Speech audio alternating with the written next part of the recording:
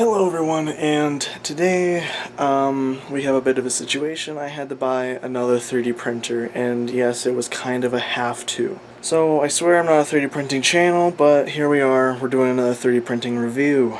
So here we have the Ender 3 V3.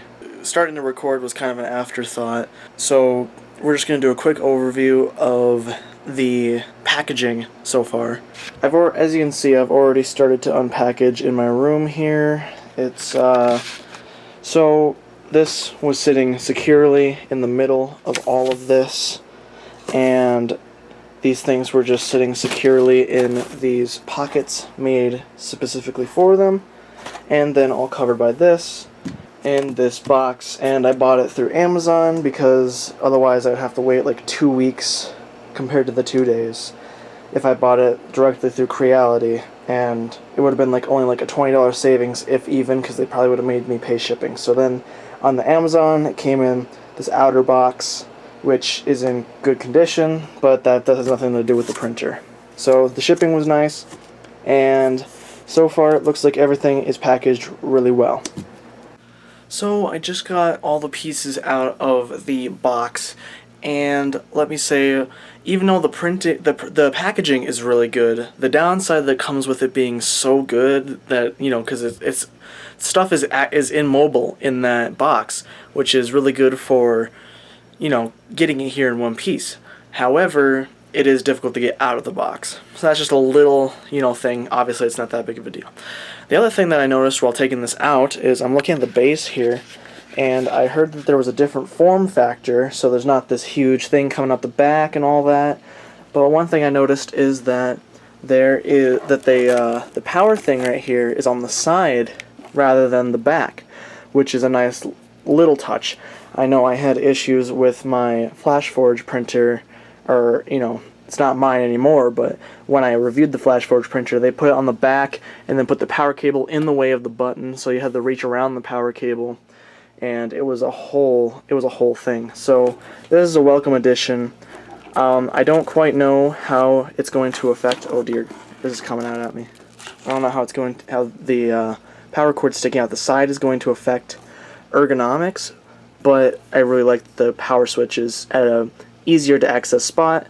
On the other hand, it's possible that it could get bumped a lot easier since it's on the side, but it's the power cord will probably also block that. So just another little thing that I wanted to mention, because I actually like this. Alright, so the next thing was I was starting to look through this bag trying to find the screws for mounting the gantry and all that to the base plate, or however you want to the base of the 3D printer is what I'm trying to say. But I figured I wanted to look through here because I'm seeing some things that are a bit strange compared to what I've experienced so far. I'm not an ultra experienced person with 3D printers, but there are a few things that are different compared to the Ender 3 V2 that might be an issue when, if you're expecting to put some parts from that over to this one. There have been quite a few changes to this printer compared to the Ender 3 V2, which is which is my very first printer, and it looks like a lot of the stuff is not going to be interchangeable, which I guess should have been expected. But let's look through here. So the first thing that I notice is to give you another pair of snippers, of side cutters, which is nice because I lost my first pair that came with my V2, and so I had to buy some more. And those ones, I guess I went a little too cheap because now the metal on the snips have been kind of indented and they don't cut right. So it's nice to have another one of these. The Bamboo Lab I don't think came with one because I don't have a third pair or a second pair, you know what I mean? Because I have 2 pairs now, but I don't have a third pair. So yeah, and the Bamboo Lab didn't come with a scraper. They kind of expect you to build your own out of strange means. Okay, so we have some screws that are labeled here. I'm sure this is for assembly.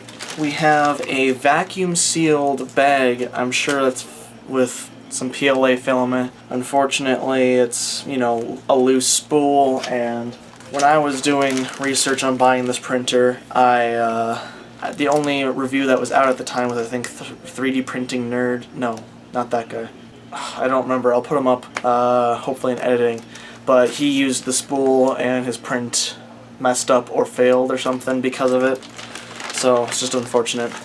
Another thing I should have mentioned earlier is sorry if I look greasy. It's really hot. I'm in Arizona, and we've had 100-degree weather for a long, like 100-degree highs for over 70 days. So just bear with me here. I know I probably look a little gross. Sorry. So then the other thing I noticed was this. So it comes with this spare nozzle here.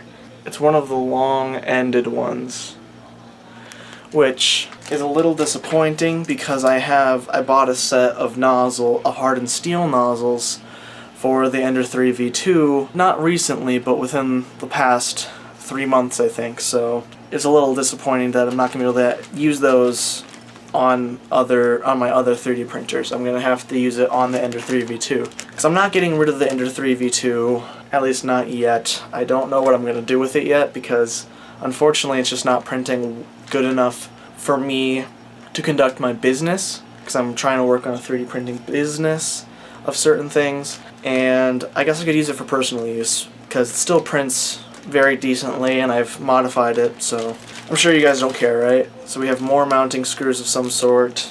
So right here, oh, that's what this is. Okay, so we have a strange little device here that I was really confused by. So I thought they gave me a thumb drive for some reason, but what this is this printer runs on full-size SD. I'm sure you've heard of it before. I'm not going to go through all the specs because there's lots of other reviews that'll go through the very specific specs. I just want to tell you how it functions and other little things that a lot of people don't go over, hopefully. But yeah, it comes with this little thumb drive here, but this is an adapter for being able to read your SD cards if you don't have an SD card reader. And this uses full-size SD instead of micro SD like most other Ender 3s would. So this is a nice addition. I was a little confused because of the side mounting of the SD card. So then they give you this SD card, which is unbranded, so who knows how much space is on it. At least, obviously I can figure it out later, but right now, who knows how much space is on it.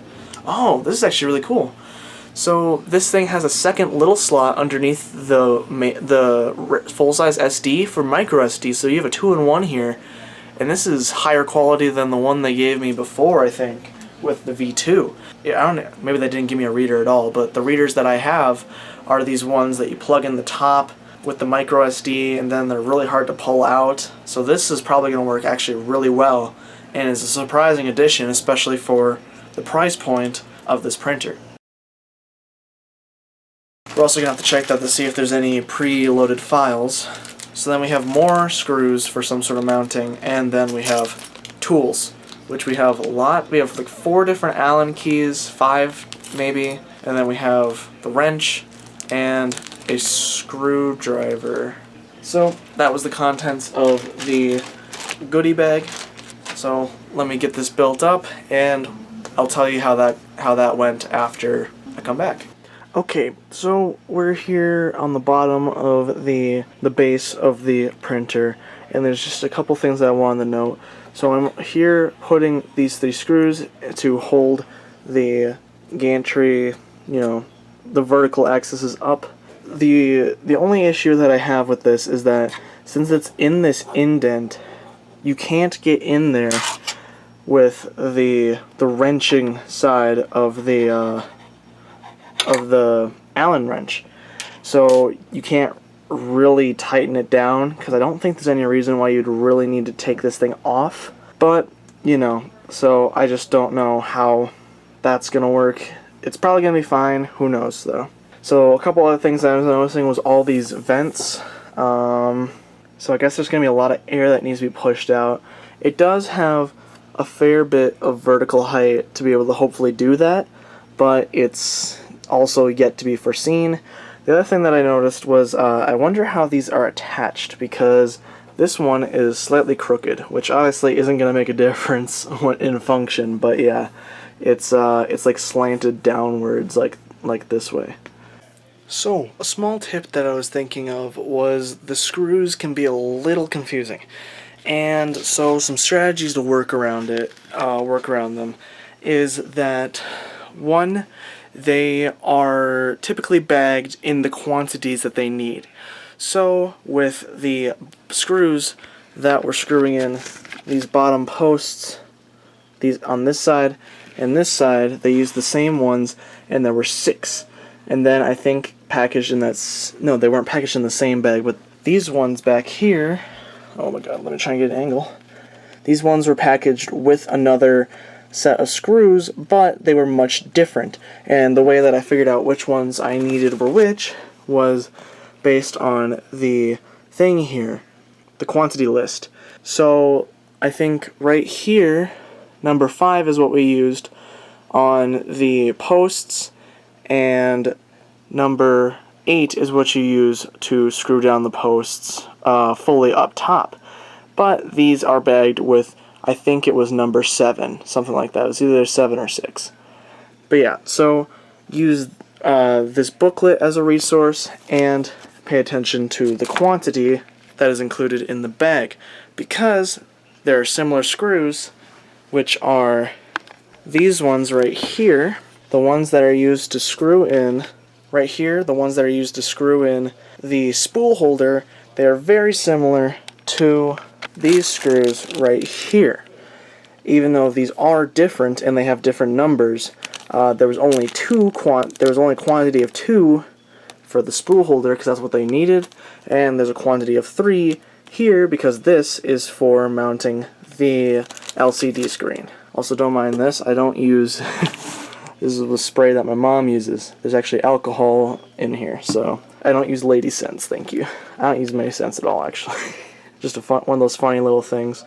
And then this pill bottle. This is for sticking over this little flashlight here. So I know there's a lot of suspicious things. That's why I'm explaining this.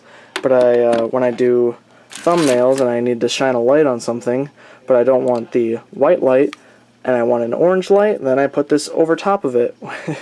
So then it does a light filter. Anyway, I'm sure you didn't care, but I wanted to explain that because I know some things look a little suspicious here. Okay, so another little tip that I'm going to give you. I might just be a little slow, but I was trying to figure out what way this cord goes in.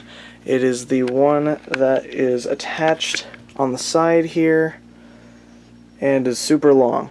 So this goes up to the extruder, but if you can see, there's the smallest little notch on the top there, and that needs to go towards the back here where this other notch is. So just another quick tip. There might be more along the way. There's this like there's some strange stuff going on in the setup, but you know, who knows? Maybe those will be a lot easier. I don't know yet. So I have another tip. This one's actually might be actually helpful. So in the book, it recommends strapping in the it recommends locking down and clipping in the cable before putting it on this clip, but I think that putting it on the clip will be easier first, especially if you put it on the spot that it's supposed to be. You still have all this length to be able to get around and over the top to get to the extruder.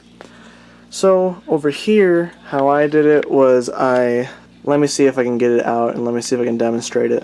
Okay, so hopefully you can see this somewhat decent. We're working over here, and we go and take this taped area. I put the tape with the text outside like this, so you set it in the loop, the bottom loop, at least that's how I did it. And then here's where things get a little difficult. You want to try and push this down and then push it in to there. Now, it's not the prettiest cable management, but right now it's in there, and the cables should not be damaged in any way, because on the back here, behind it, it gets pushed outwards a little bit, so it shouldn't get caught in this screw. This goes to here, and then of course this goes to the extruder, so it has plenty of room to... This is gonna get in the way, huh? Possibly, because if you put it over here, how does the booklet say to do it? Let's see here. Ah, okay. So here's what was confusing me. On this model, they have the gantry much lower. You can see it here, kinda. And so it does go underneath, not over top the gantry like that. But yeah, I thought that might have been a helpful tip about this little buckle here, because this, even now it looks a little janky, and it kind of is a little janky, but, you know, it looks like it'll work. Hopefully it won't break anything, you know. In addition, an additional reminder to, you know, the book reminds you, but I'm going to remind you as well. You have your voltage switch to change the regulations if you're in America or somewhere that uses similar power, where it's typically 120 on the mains. Make sure to flip your switch. If you're in, I think most places in Europe, I think they use 240 volt or something like that. Make sure, you know, use your switch and use either, you know, use a reasonably sized thickness Allen key to get into here and flick the switch. I already have flicked the switch, but there is a little box here. I don't know if you're going to see. You can kind of see it right here because I have it on 115 volt. The box is on this side. Mine came on 230, so if it's on 230, the box will be on that side. You stick it in there. You press on it somewhat firm, but obviously not like trying to like break it. And then you gotta try and pull to the side. I'll pull it over just for demonstration. Oh, well, that didn't work. There. So now I flicked it over to 230 volt, and let's flick it back. There we go. Okay, so here we are with the fully built Creality Ender 3 V3, and the setup process wasn't horrible, didn't take too long, as many people have said, though it was filled with a few things that worried me, like trying to screw in this part from the bottom, because there was no good way to really set this like on its side, at least not for me personally, because there's ribbon cables on each of these sides, and then there's a ribbon cable coming out the back along with the cable for the heated bed, and then the front is curved. So yeah, it was just, there was no real way to set it. And then the way I had it, I think I had it resting against the enclosure of the head here. But yeah, so that was just one of the little things. Another thing that I was a little worried about was the position of the spool holder, but the more I thought about it, the more it made sense, because, oh, this is going to be hard. Here we have the Creality Ender 3 V2, and as you can see, the spool holder is in the back, but that is because the loading mechanism of this one is in the back due to it being a bowed-in system. This one is in the front because it is a direct drive system. So it makes sense. Let's get the thing plugged in and turned on. I haven't even plugged in the power cable yet, actually. So I have unloaded the Bamboo Labs green PLA that I was using on the Ender 3 V2. I'm going to load it into the V3 here for testing, instead of even bothering using the unspooled, well, I can't say it's unspooled, but you know what I mean, the improperly spooled test plastic. Let's turn this on. So here we are at the build plate. I forgot I took the magnetic build plate off. Holy crap, that magnet is strong. So what's cool about this plate is that it has these two rivets, or divots, for going over those screws to try and align it. The only problem is that it's kind of difficult. Never mind, it's actually really easy when you actually figure it out. So we have to select our language here. Let's do this Peely. Fun. Alright, English. Oh, well, that was easy. I could look at the manual. Let's just use our intuition for a second here. Let's prepare. No, we just do a leveling. Cleaning? How's it gonna clean the nozzle? Ooh, that's a nice little color. up here on the head, oh, it changes color. So there's the leveling system in there, and it's changing color. It was purple, now it's blue, and I guess it's figuring out how high up it is right now because it's slowly lowering, as you can see.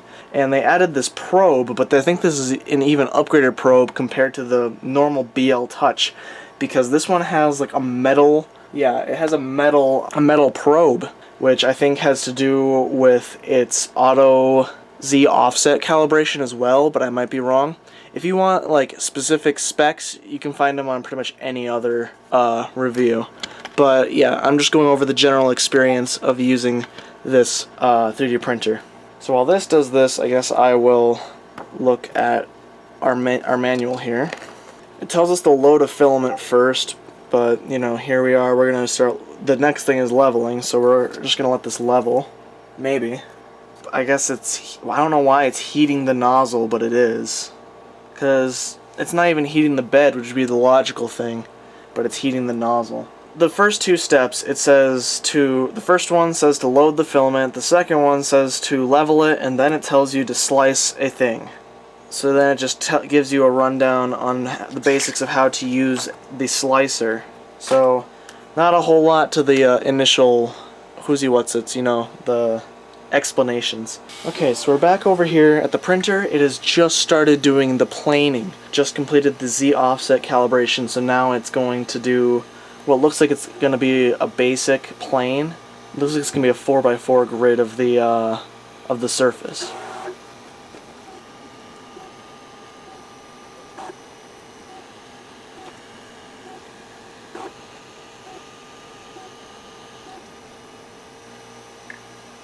The hell is that? So it looks like, I don't know how well you can, oh, you can see it. There's a blue spot here, which means that that one is really low. But the problem is that we can't do anything about that.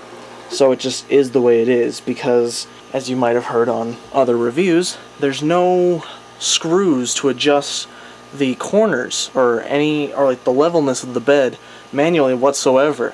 There's only the bed leveling. So there's an option down here to, let me get it just a little bit lower. Right here it says edit and the other is confirm. So I don't know why you would manually edit it, but you know, we're just going to confirm it. The next thing we have to do is we have to actually load the filament. So since this loads a little bit differently, I'd like to get the print head closer to the top. Control, motion, that's not it. Prepare, move. See, that's one thing that bugged me about my old software, but they still brought it over to this software. Moving is under prepare. Actually being able to move your system is under prepare instead of control. It just doesn't make sense to me. So we're gonna move Z. Oof. Okay. Oh, and it has live movement. That wasn't default on the V2. This thumb dial is much stiffer, which can be it can be a bad thing, because right now doing the scrolling is quite frustrating. Not frustrating, but it's difficult, you know. Build height. I thought that these were only supposed to have a yeah, see, it says only 250, but oh boy, maybe I need to drop it back down a bit. Oh, it's just because it's not moving at the same speed that I'm moving it up, probably. So the max build height is still probably 250, but it's going to get to 231, which is what it's set at right now, hopefully. Hopefully it's not going to break itself. It's probably going to go all the way up and then back down, isn't it? So this is another thing that I'm worried about, is when it's all the way at the top, how is it going to handle this not getting crushed under the bar? Because now let's go up a bit. We're up to 240, and see, that's already getting to be a tight angle. If you go up any higher, it seems like that's going to be kind of bad for it. But you definitely can't put it over top, because then when you go down, which is the more important area, it's not going to reach, and it's just going to unplug or break something. Let's get into trying to load filament. So what we need to do is, right now the hot end is set to 140 and the bed is set to 65. We need the hot end to be at least 180, but usually I just set it to 200, which is what I'm going to do now. 200 is my typical temperature for PLA. It's a very common temperature, and it's just the one that makes the most sense to me, and it's what I've always used pretty much. So looking at this, I should probably, just to try and prevent issues, I should cut off this little weird strand over here, because I don't know how well you can see it, but I got a little wispy, and then it's got a little boober there. Alright, well, first of all, this cutter already did not cut it on the first cut. There we go. So I don't know what was up with that. I don't know if I had it too far in on the cutter or something, but first time it did not work.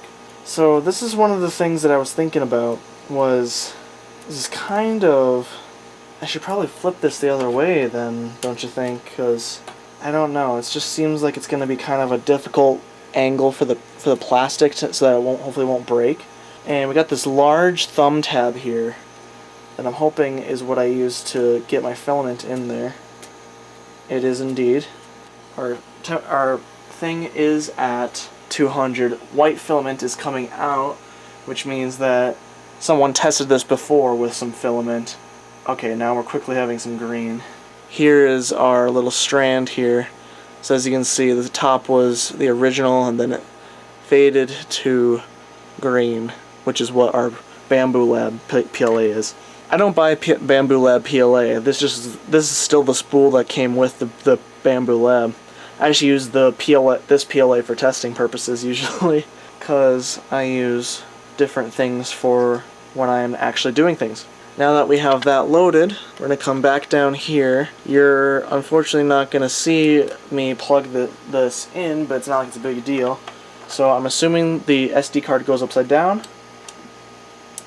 It indeed does. So now I've plugged the SD card in. Let's go to print, and it has one dash cat. So that is not a cat. So what's interesting is that you can kind of see it's showing a preview. But I think this is the Creality mascot, which I guess is supposed to be a cat, but it doesn't really look like a cat. And you can choose to have pre-calibration. You can choose to have the calibration on before you print. We'll leave it off since we just did it, and we'll see how it works. It also says that its estimated time is 2 hours. Its filament used will be about 6.5 meters. It just says M, but meters is like a lot. I don't know. It says 6.486 M. I don't know exactly what measurement it is. I think logically that would mean meters to me, but that seems like a lot. I mean, I know it could hour, but yeah. Alright, moving on. And then it says the layer height, which is 0.2. This thing is still extruding from the back pressure. Let's just confirm it. Let's have it go. Okay, so we have a nice looking UI here. We have a cool percentage dial that I assume will fill up the pie chart or whatever, the ring as we go. It has estimated time remaining as well as the time it's actually taken. And we have stop, pause, and then tune. Now tuning, I don't know how much we're actually going to get to use. We have printing speed, which is at 100%, nozzle temperature, bed temperature. So I guess that's fine tuning for if you're still trying to really tune in a print. And then we have fan speed and Z offset. Now it's interesting that they included the Z offset, but I guess if your system is going crazy and it's not doing it properly, you can set it yourself. But so Z offset's an option, even though you shouldn't need to use it. They set the temperature to 260. They set it for 200 for the head here and 60 degrees for the bed, which is what I use because those are pretty much average settings. I was just a little surprised because they put the tuning temperatures differently. So I thought that they would just be the same on here, except for the PLA. It would actually be PLA temperature. On this first little thing here, hopefully I'll take a picture of it when it's done. It was quite rough at the very beginning of this extrusion here. It was not extruding very good. It was quite sporadic, and then it filled out here, came back over, and then it filled it in. Now, I don't know how much it would affect it if it did this on a normal print, but you can see, I don't know how well you can see it from there, this camera isn't the greatest, but right about here, 40% of the way through this, you can see where it messed up that line. So now we're just going to let this print its little mascot guy, And yeah, I'll hopefully see you when it's done. I'll probably be in bed by then though. So, one of the main things that was advertised on this printer was that it's supposed to have a better print speed. And as you can see, this thing, compared to a normal 3D printer, is indeed hauling ass. Now, I don't know if this print is optimized for using normal PLA filaments, because Creality supposedly has their own blend of PLA filament for speed printing. Now, I don't know if this print was made for that filament, or if it was made to be used with normal filament, but you know, we're doing it. And I just wanted to show this thing going off, because I don't think it's quite as fast as a P1P, you know, a Bamboo Lab system, but it also doesn't have the anti-shock vibration testing or anything. It just kind of is sturdy as it is. And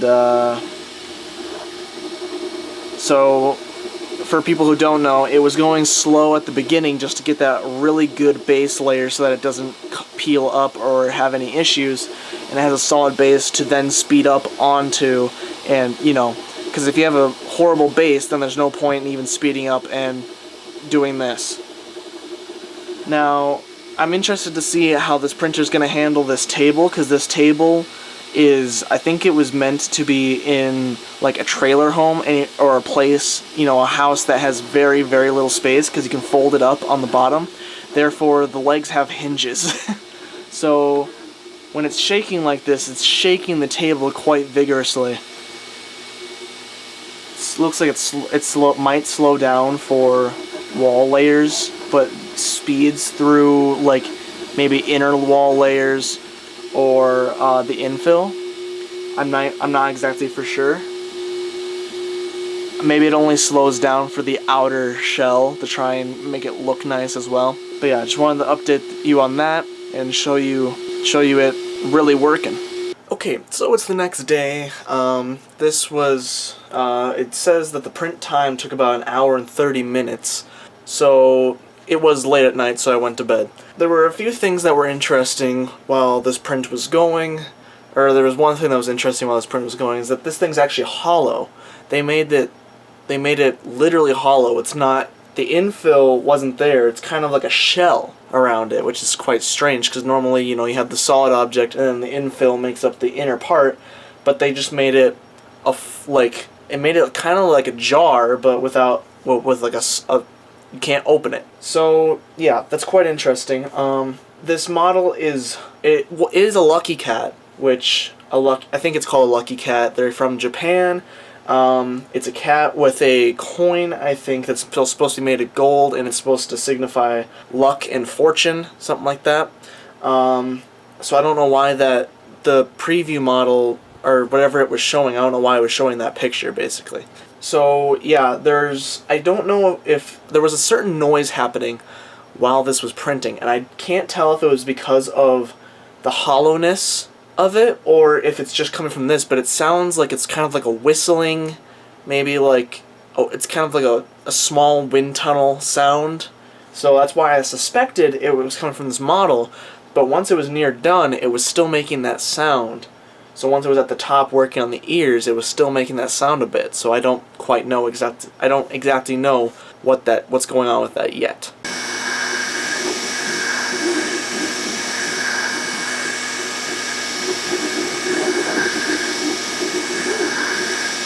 But, you know, we have at least the Benchy that we need to print still. So the other thing that I noticed was that this model, it turned out okay, but it's still not great. There is, let's check the removal. Ooh, that's on there solid. Okay, so let's try the flex build plate.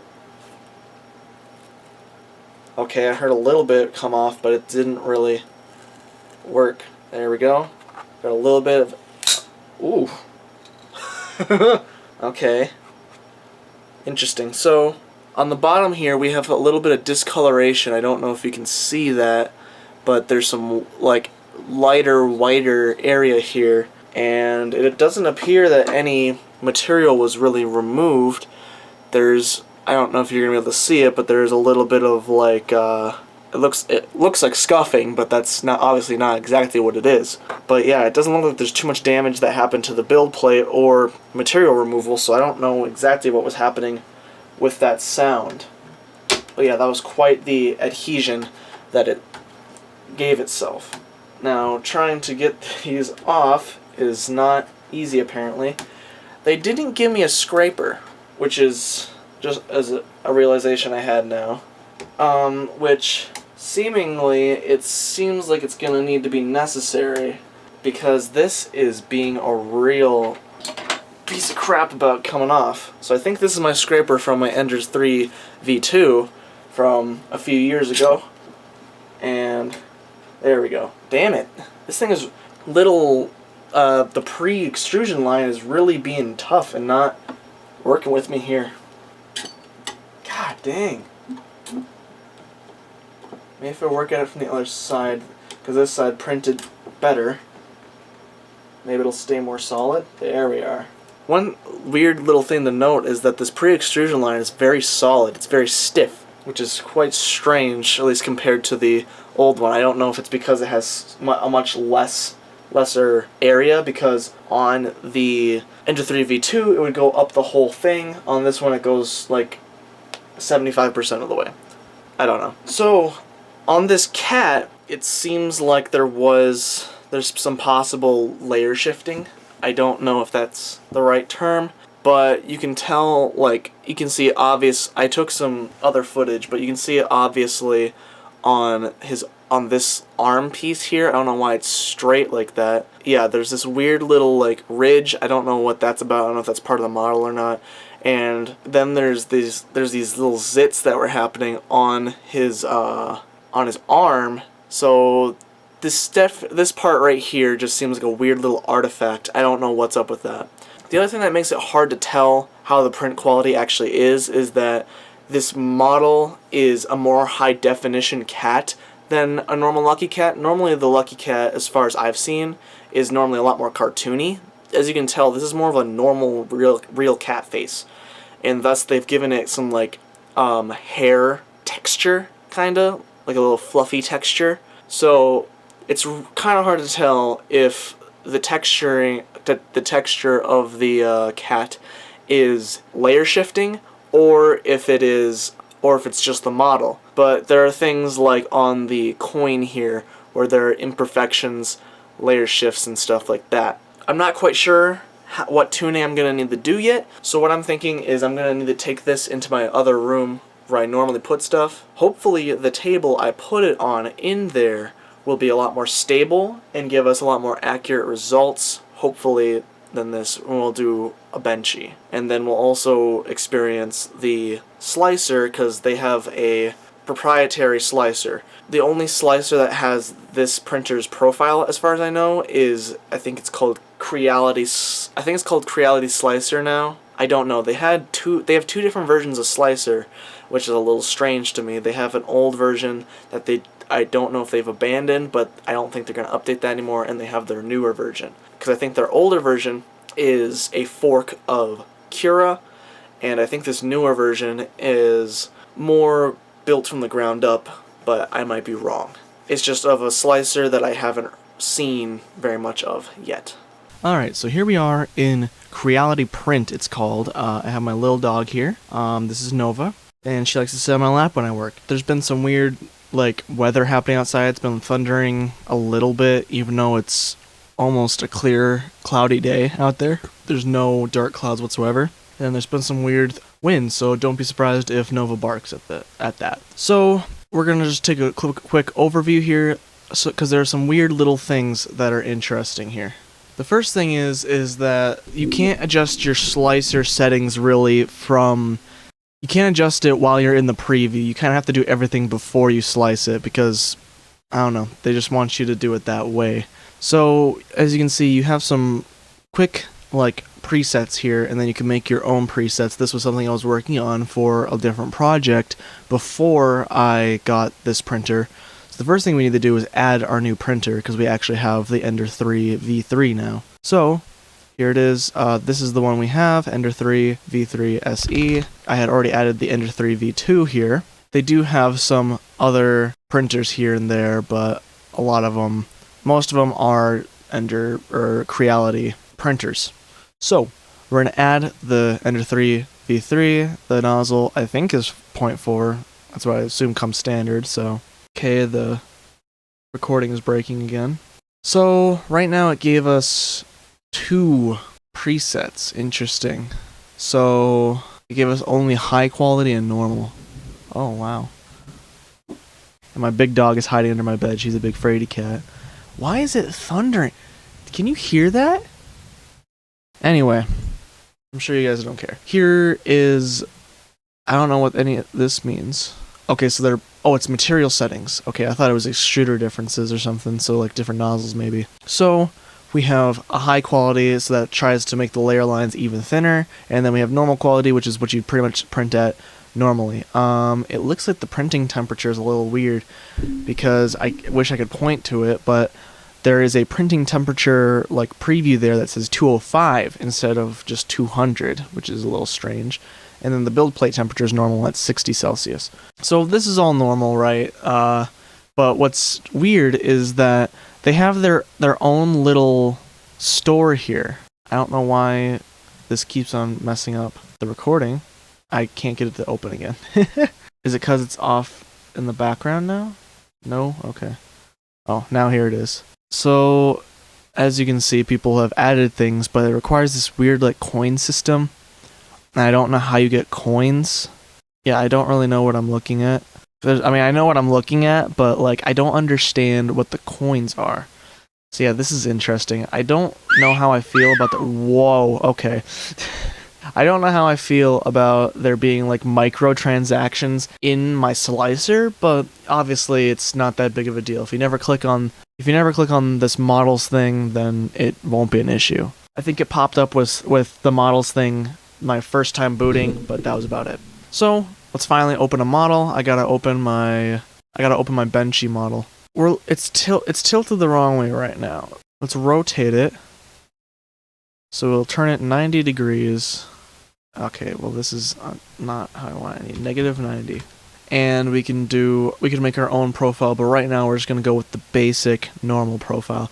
You can actually go in and edit it and save your own this as either a new profile, or you can adjust the preset ones that are there. Like for instance, let's just go to Extruder. All right, let's just do a basic search.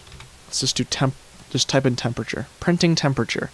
So printing temperature at initial layer is 200, but then initial printing temperature is also 205, and final printing temperature is 205. So I don't know what's up with that. We're just gonna change our printing temperature to 200. So then it changed the initial printing temperature down. Why is that? The minimal temperature while heating up to the printing temperature at which printing can already start. Oh, okay, so let's just change that to 200. It might be able to print at 190, but I wouldn't trust it below 200, really. God dang. It's okay, Bubba. Then what's final printing temperature? The temperature to which already start cooling... The temperature to which to already start cooling down just before the end of printing. What? I don't understand these parameters or why they exist, honestly. It won't let me delete that, so we're going to do 1200 and delete the 1. Alright, so let's just save that, let the recording come back, because for some reason this really messes up my recording. If we just hover over it again, then we see the printing temperature is now 200 instead of 205. And hopefully everything else should be fine. So now that we have all of this selected properly, and we have our model done, we click Slice, and it automatically brought us over the preview. I don't know if it does that every time. I think it didn't when I first was using it, but I don't know. So then you have options to upload this for some reason to the to their print service. I don't know exactly. I thought you'd upload models, not the actual STL or the sliced version, but yeah. So what is this? Oh, interesting. So it'll show slowly how it's actually going to print. So then you could change the speed and it'll speed it up. Unless your computer can't process it, because I guess maybe mine's slowing it down. No, it's just going at that speed. Alright, let's turn it all the way up. So that's the fastest it'll show it. Let's see if we can go halfway through and then start it from there. You can. Cool. Alright, that's actually a cool little feature. And then the other thing is that you could probably connect it to your Wi-Fi and send it, or you can export to local, which I have my SD card here. If it would show up at all. This thing gives me issues with that. Maybe I just unplugged the SD card and plugged it back in. Now it's showing up. Okay. Now we export to local. Maybe. What did it do? Oh, okay. So now we have our thing open. We don't need it under Benchies. We need it under the USB drive. Here we go. So there's a lot of unnecessary information here. We're just going to delete all that, and then we will save it to the SD card. Save finished. Open local folder. Okay. Does it actually do it for me? Okay, cool. That's good, because I actually do check it every time to make sure it actually saved properly. So, I hope this was a little bit well, maybe not helpful, but I think hopefully this will show you kind of what you'll be working with. As far as I can tell, the slicer has pretty much every setting that you'll actually need. This slicer works more like Cura instead of Prusa slicer, which is what I noticed Bamboo Labs works more like, because Cura is supposedly a less accurate slicer, but because of its less accurateness, it makes the model geometry and printing a lot simpler, and oftentimes, honestly, a lot sturdier, in my opinion, from what I've seen. Most prints, it's not going to matter, but certain different prints I've experienced, Cura has worked better than anything else, but you can't have a Cura profile for the Bamboo Lab, because the Bamboo Lab is trying to be proprietary. But yeah, so if we go through here, you can turn on advanced mode. Why is the quality not showing up? What the heck is happening? Edit the normal quality. Is it because the search is kind of just... So another thing that's cool is if you save and change your preset, like one of the preloaded presets, you can reset it to its normal settings, but keep in mind that will reset all the settings, at least as far as my knowledge. Okay, there we go. Now we got everything to show up. So you can change to have the basic settings, which actually still is very fleshed out, and you can see a lot of good settings to change even as a beginner. But then you can go way in depth, as you can see here. So, like I said, I think this program is basically a certain kind of fork of Cura, because it looks like it has pretty much all the settings that Cura does, and then it has a reskin, redesign, you know, a little bit of different UI and stuff. Would I prefer Cura? Maybe. I don't know though. This will work, and the microtransaction area, like window, isn't intrusive, and you don't even have to use it. So I'm okay with it. Anyway, let's get this model onto the printer. Okay, so this is a little bit of an excerpt. This has been after everything's been recorded, but I had this one recording that was done on my desktop looking at what was on the SD card, and overall the desktop recording isn't very important. There wasn't a whole lot on the SD card. While I made that recording, I was making gestures to my webcam, which unfortunately wasn't recording properly, and I'm having issues with my OBS, it's called, and I'm supposed to have a separate recording for my camera and my my desktop recording, but unfortunately it only recorded the desktop. So here we're doing a demonstration of the thumb drive reader for SD cards, because this one's actually quite high quality. Which is what I was observing during that recording.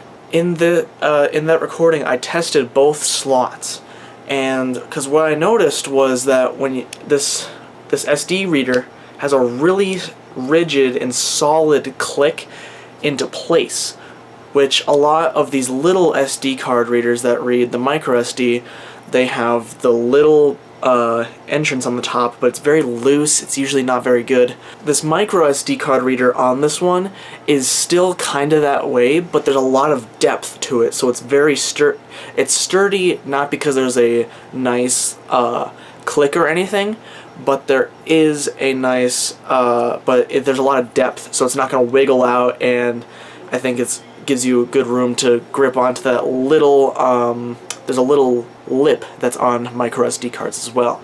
And when I say click, it doesn't actually click into place like it does on the printer, because on the printer it has a real solid, you know, eject and insert.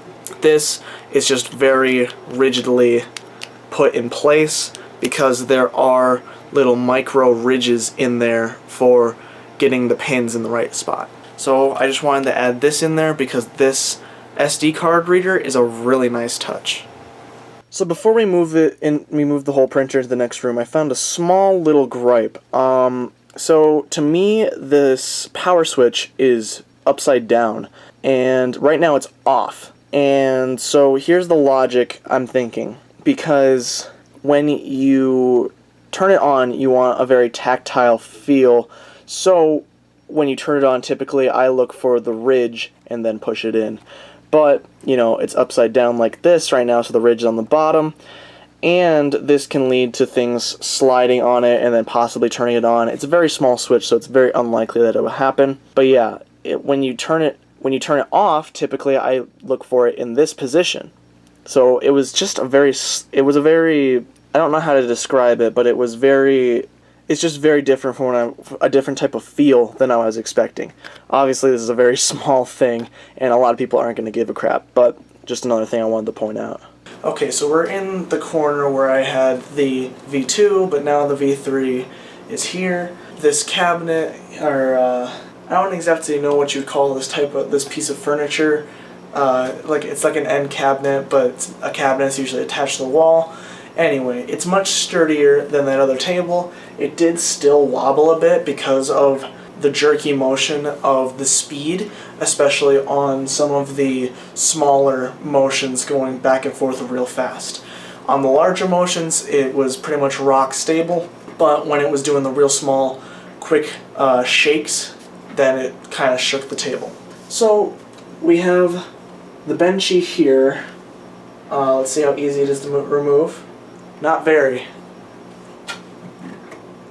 Holy crap. Alright. So, the first print I did not clean the build plate. This one I did because I kind of touched it a little bit. So I cleaned the build plate. Once again, on the surface, we have this kind of, what's it called? I don't even know if you can really tell on the camera, but it's kind of discolored, more whitened on the bottom here. Due to over-adhesion, I would say. And then there are a few other imperfections, like on this side, you can see the seam right here, but that's pretty normal. Normally I would put the seam in the back, but I didn't select that. Whatever text was supposed to be here is pretty smudged out. And then on top of it all, there's just the hull line, which is pretty, you know, it's average. They say not to worry too much about the hull line because people can drive themselves insane trying to fix it. Overall, it's a pretty good benchy. There's a very minor stringing. I don't know if it'll let you see it.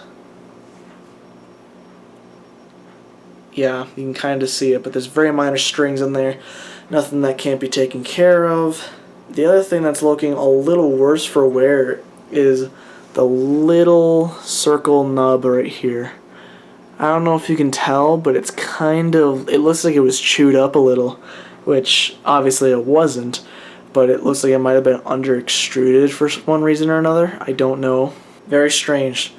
The overhangs seem to be doing good, which people were worried about the cooling.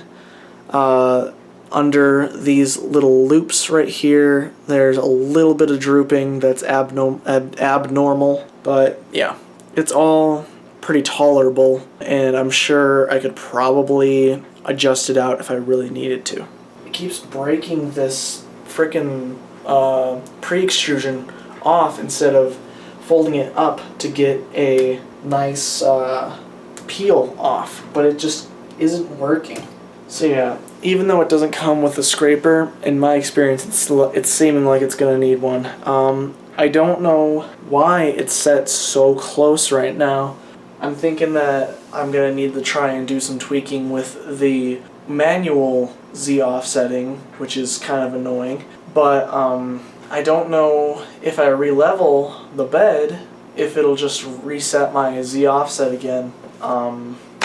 So yeah, that might be kind of an issue actually. The other thing that I wanted to mention was when I got my Ender 3 V2, a month or two after I got it, it would be thing after thing that would break on it. So I really don't know how that's going to work on this system, but also this is a pretty new form factor compared to most Ender 3s. So there's not going to be as many third party fixing parts for this. Anyway, I worry about the longevity of the printer, and I also worry about this adhesion because I don't know what to do about it exactly, because I think it's just going to keep undoing what I do for it. So I'm going to do a little testing of my own off camera and see if I can fix it, and then hopefully give you my final opinions. Alright, so we're back again with another update. So I've been working on some guitar picks for my business, and an issue that I've been having is this weird under extrusion that's been happening on will it ever focus? Anyway, I think you can kind of see it's kind of under extruded. I'll hopefully take a picture if it's not good enough. But yeah, it's got some under extrusion that's happening, or it's just not, the layer lines aren't pressed down enough. It's kind of hard for me to tell, honestly. But as you can see here now, this guitar pick is just welded to the bed here. I'm trying to zoom in on it here. But yeah, I've been trying to get this one off of the bed, but it is, I'm just folding this thing up right now, and I just wanted to show this because I am just wrenching this thing up right now. I finally am able to get it off, but this was a real hassle to try and get off. I don't know why it's stuck down so hard. Oh. And yet the layer lines still aren't even the greatest. I have the bed heated to 60 trying to get this off, but let's zoom this back out. So here is the guitar pick now. As you can see, it has that like kind of scalded white lining like some of the earlier prints had. Yeah, I can't really tell if the layer lines were any better. It's kind of hard to tell. I think they are better. I mean, you'd certainly hope so since it adhered so hard to the plate. It was very difficult to get off, and I'm already kind of mangling this build plate because of trying to get these out. I bought this 3D printer specifically for building these, and currently it is not going well. I can't quite tell what's happening and what the issue is. I keep trying to have it re-level itself, but every time it seems like it's just getting it wrong, honestly, because on some of these earlier guitar picks, I don't know if this is one of them, yeah, this is. On this one, you can't see it because there's not enough detail on this camera, but the layer lines are so under extruded that there's actually holes, there's very small holes going through the entire pick, which is obviously not supposed to happen. So, I don't know. I'm going to have to try and figure this out. I don't know exactly what to do, because I don't know, the problem is I don't really know if it's under extruding or if it's just not the right level. Because this pick, this mangled pick, seems like the extrusion was fine, so I'm guessing it's a leveling issue with this Z offset. And the Z offset just seems to not be able to set itself properly, at least on my machine. I don't know. So right now the Z offset is set to negative 2.38. I'm going to turn it to negative 2.25. I tell you what, let's try and do some, I'm going to try and do the good old paper test, if I can get this, this line here off. Okay, well luckily the line was a lot easier compared to the pick. I'm guessing because the heating was helping. Especially this is stretching, so this has made it a lot more malleable, at least. Alright, so I have a brand spanking new piece of paper, only minor creasing here, but that won't matter. So the bed is still set to 60, but let's try and let's see what we can do trying to get this thing level. This live movement is pissing me off. 220 I think the maximum is, right? So it needs to be 111. This thing keeps on, like, the acceleration seems to be all over the place on this knob, at least as far as I can tell. I don't know what causes the acceleration, because I could be sitting here spinning as hard as I can and it just won't accelerate, but now that I'm sitting here trying to move it, normally it's accelerating very much. And if you don't know what I mean by acceleration, there's kind of like a set pace that the numbers will climb when you spin, but if you keep spinning, or if you spin faster, the numbers should climb faster, which, you know, would make sense, but it, like, the acceleration makes it go, like, much faster. So that's what I mean by acceleration. So let's move the Z down. We're at 0.5, nothing at 0.3, 0.2, 0.1, and we're at 0. I'm getting no grip right now. So we need to go back and change the Z offset and bring it down again. 2.35 might be good. It's still gripping a little hard, but yeah, I don't know.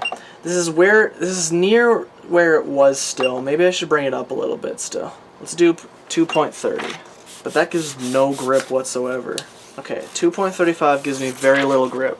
So let's move the Z up and let's do... Can it stop? I'm trying to get out of here. What is it doing? There we go. Frick. It kept making me move the thing when I tried to deselect it. So we're going to do another pick print and we're going to see how it turns out. Hopefully not as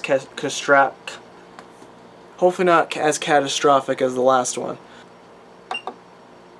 Oh my god, the whole thing has been messed up. I'm trying to select a print here, and it is I'm currently on the shield pick option, and now it's giving me a value of 120. So some of the menus here have been combined, and I went back and it brought me to the prepare menu instead of the print menu. Okay, now it's right. So yeah, as you can see here as well, I don't know why they show this little dude up here, because it's not a preview of the print. He just is there. I don't know if that's like for future placement, maybe in a future firmware update, I don't know. I also have the calibration on. We're going to turn that off because it seems to be not helping. Okay, so here's the thing. I've been doing some tests on the bed here. It's been less successful than not. There are different outcomes from different fixes. So, yeah. I think I'm ready to develop my final thoughts on how this printer will come to you as is. Obviously, as time goes on, it probably will come to you better, but here's how it came to me. So, setup was easy, obviously. Print quality is pretty good. It's, you know, it's up there now, and it's just a simple. You basically don't have to do any work. Nothing. You didn't have to tension belts. You don't even have to level your bed. So, you know, the pros are very basic. You know, a 3D printer, quite honestly, a good 3D printer doesn't need a lot of pros because it's a utility machine. So if it does what it does well, then it's a good machine. However, the cons, even with the good print quality, there is some issues. So if you're a person that prints very big things, you might want a filament runout sensor, which they actually, I was looking up for some firmware, and they now have a filament runout add-on available. I don't know exactly how you hook it up and all that, but it is available. Another con is, of course, the build plate adhesion.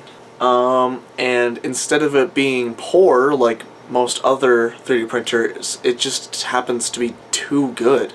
Because as you might have seen, in my experience, there's only two options. It's either you get a really ugly first layer, or you get something that is practically welded down to the build plate. Now I'm working on fixing this issue, but I have decided that I'm going to try and do it in a follow-up video instead of sticking it in with the review, to try and hopefully keep people's attention better and not have the video as long as it would have been. So another possible con for people is that since this Ender 3 V3 is so different, there are many things that are not interchangeable. The bed size is the same, and I think even the build vertical volume is the same. But that's about where the similarities end. This thing is much more stable because of how the dual linear rods work, and then they're being controlled by one belt up top here. The extrusion area is completely different. You have to use you have to use the long thread nozzles. It's a direct drive extruder, so it's different retractions if you needed to adjust that. It's a bit of a different loading experience, but that isn't too awful. In fact, I think it was probably a lot easier. I threw this piece of garbage over here. One thing that I did like is, I don't know if you can see, but there's the loading lever right here. It is very long, so it's very easy to load and unload filament and hold down that lever, because on the V2 it would be back here in this area, and I had to upgrade that area because it broke and it resulted in prints failing constantly. But that lever on my upgraded one, the spring, it's hard because you don't want the spring to be weak, but since it was so strong, it got kind of annoying to hold while trying to feed the filament all the way through the bowden to the hot end. So that's actually quite nice. That's a pro. But like I said, the con part of it is that it's different. So if you've never done a direct drive, technically it's better. If it's your first printer, then you don't have to worry, really. In a way, the option to only have auto bed leveling can be seen as a con to some people, but to most people it's fine. However, it can result in issues because you just lose a lot of manual ability. Now, you can go into the mesh and manually change numbers, but I don't know. Honestly, besides the over adhesion, there's not many things to say bad about this printer. The only other bad thing that I had to say about this was I moved this. You probably have noticed, but I'm not in my work music room like I was before. I moved it back to work on these guitar picks and try and figure this issue out without having to walk back and forth between the rooms, because this computer is where I do my 3D modeling, slicing, and all that. I have a laptop in the other room, but it's getting pretty old, so I don't trust it to do a whole lot. What I was trying to say is that there's the belt that is up top on the gantry here, and that is the belt that links these two, I think they're called V-rails? No, these two linear rods? Linear screws? Anyway, the rods that do your Z-axis. But since this belt is here, it's not really good to, grip on it. So if you're moving it from the top here is one of the best ways I've found to be able to hold it. So I guess maybe now I can grip from the bottom because it has these feet. But yeah, moving it, I was holding it just like this instead of being able to grip onto it like on the V2 or many other Ender 3 variants that are very similar. But of course that is a somewhat small gripe with the design, and overall if this belt wasn't here, then there's more chance for, maybe not more chance for failure, but more chance for disalignment. Technically there's more chance for failure with this because there's more components, but I don't believe that that's going to be actually the case. So I think I can recommend the printer, especially for the $200 price point that it is right now. There just might be a little bit of tweaking that you have to do when it comes to you. what I just discovered was that my firmware was 3 versions out of date. I am on 1.0.1 and the latest version is 1.0.4. So I have just updated it, and in the next video trying to address the over adhesion issues, I will attempt to I'm going to do another print on the basic bed with the new firmware. I'm going to do an auto level, I'm going to do the calibration, and then we will see how it goes. But right now, I do recommend the printer, but like I said, might come with a little bit of work. Still not as much as it would have been if it was like an Ender 2 or, you know, one of the real basic models. So I hope you found this informative. Like I said, we're not a 3D printing channel, but I covered the FlashForge Creator. I think this video might come out before the P1P video, but I'm going to cover the P1P because that thing was expensive. Even though I don't get paid for these videos, you know, I gotta try and make that thing worth itself. So yeah, if you like music related content, I plan on doing a 3D video about 3D printing hopefully soon, but you know, I only do a video a week because it takes me a lot of time to try and edit one of these videos and to try and get all the other stuff around me done. So it might take a while now to get there, but I'm hoping to do a 3D printing video eventually showing how 3D printing can help your musicianship, because what we normally do is we cover guitar pedals and other guitar related content as well as some drum stuff mixed in. So if you enjoy music related content like that, or you know, possibly a little bit of 3D printing here and there, consider subscribing, leave a like if you found this informational, and for now I'm gonna say bye bye.